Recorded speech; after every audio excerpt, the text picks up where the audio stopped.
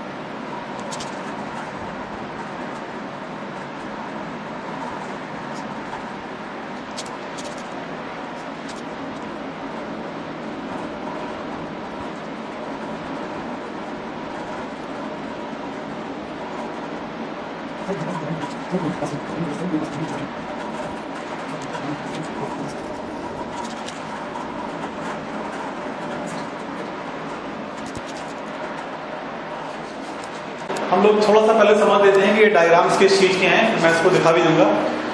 तो मैंने कहा था हर एक इक्वेशन कैलकुलस रूल में XYZ में जो इक्वेशन लिखा था वो एक प्लेन को रिप्रेजेंट करता है, प्लेन इन 3D।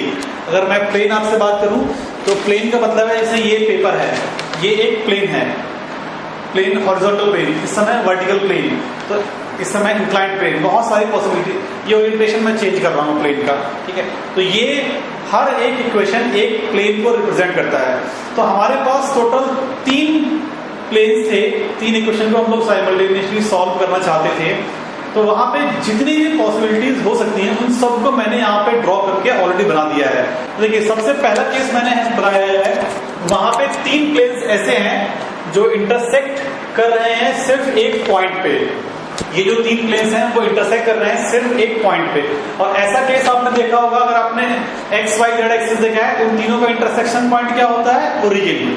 तो हमारे केस में ऐसा जरूरी नहीं है कि सारे प्लेन्स परपेंडिकुलर हो, परपेंडिकुलर नहीं भी होंगे तब भी चलेगा। बस 3 प्लेन्स का इंटरसेक्शन पॉइंट एक ही पॉइंट है, वो केस ये बना हुआ है। उसके बाद सेकंड केस जो मैंने बनाया है वो कुछ इस टाइप का है कि 2 प्लेन एक लाइन से पास हो रहे हैं और थर्ड प्लेन भी उसी लाइन से पास हो रहा है। फॉर एग्जाम्पल मैं आपको दिखाता हूं, जैसे आपको दिख रहा है ये, देखिए ये है सेकंड केस, प्लेन 1, प्लेन 2 और प्लेन 3, 3 प्लेन, ये तीनों सेम ही लाइन से, same he point, same he intersection of line से पास कर रहे हैं। तीनों प्लेन्स एक लाइन पे इंटरसेक्ट कर रहे हैं, तो ये वाला केस थर्ड है। उसके बाद आते हैं केस, पर ये केस 2 है, ये केस थर्ड में। केस थर्ड में क्या हो रहा है कि सारे प्लेन्स एक प्रिज्म बना रहे हैं। तो ये आसान है आपको समझना कि प्रिज्म तो अगर सबने देखा होगा तो इस तरीके से है कि 2 प्लेन्स ऐसे हैं और थर्ड प्लेन भी नीचे से ऐसे जा रहा है, तो एक प्रिज्म लाइक स्ट्रक्चर बनेगा, ठीक है। तो ये 2 प्लेन ऐसे हैं और तीसरा ऐसे जा रहा है, तो ये थर्ड केस है। ये वाला केस तो ऑब्वियस है, इसमें तीनों प्लेन्स पैरेलल हैं, इस तरीके से एक प्लेन, 2 प्लेन और तीनों प्लेन्स पैरेलल हैं। बाकी सारे केस आसान है ऑब्वियस है समझना। ये फिफ्थ केस में 2 प्लेन्स पैरेलल हैं और एक प्लेन इसको ऐसे कट करते हुए जा रहा है। सिक्स्थ केस में 2 प्लेन्स ओवरलैप कर गए हैं और जो थर्ड प्लेन है वो इसको ऐसे कट करते हुए जा रहा है। सेवेंथ प्लेन में 2 कोइंसाइड कर गए हैं, 2 ओवरलैप कर गए हैं और थर्ड वाला उसके पैरेलल है। एंड लास्टली सारे के सारे ओवरलैप कर चुके हैं। अब मैं हर एक केस में नंबर ऑफ सॉल्यूशन लिखने वाला हूं। लास्ट केस में ऑलरेडी लिखा हुआ है। सबसे पहले इस केस की बात करते हैं। यहां पे क्या होगा, यूनिक सॉल्यूशन।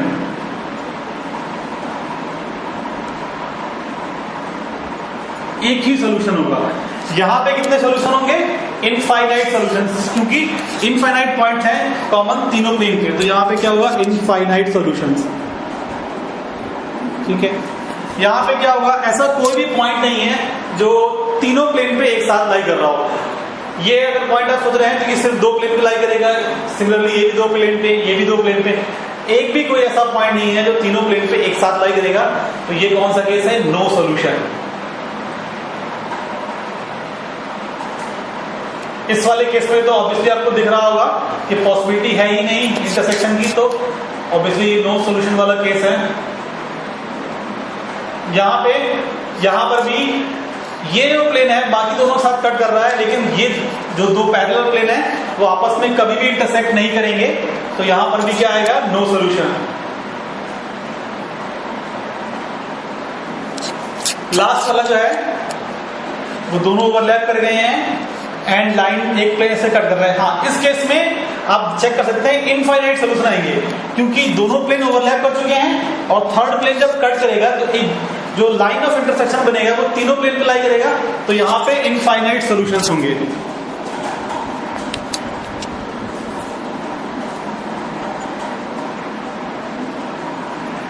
ऑब्वियसली इस वाले केस में नो सॉल्यूशन होगा, क्योंकि तीनों प्लेन कभी इंटरसेक्ट कर ही नहीं रहे हैं एंड लास्ट केस को तीनों ओवरलैप कर चुके हैं, तो वहां पे इनफाइनाइट सॉल्यूशंस होने वाला है। तो ये 8 टोटल पॉसिबिलिटी हैं, ये 8 टोटल पॉसिबिलिटी हैं कि प्लेन्स में क्या क्या हो सकता है। अब इन सारी पॉसिबिलिटीज को हम अपने केसेस से रिलेट करेंगे और कौन सा केस कब एग्जिस्ट करेगा उसको हम डिस्कस करेंगे। और तो मैं इसको इरेज करूंगा। आप सारे के सारे केसेस को आप या तो इसका स्क्रीनशॉट रखिए और उससे रेफर करिए। मैं केस को केस नंबर से रेफर करूंगा, ओके।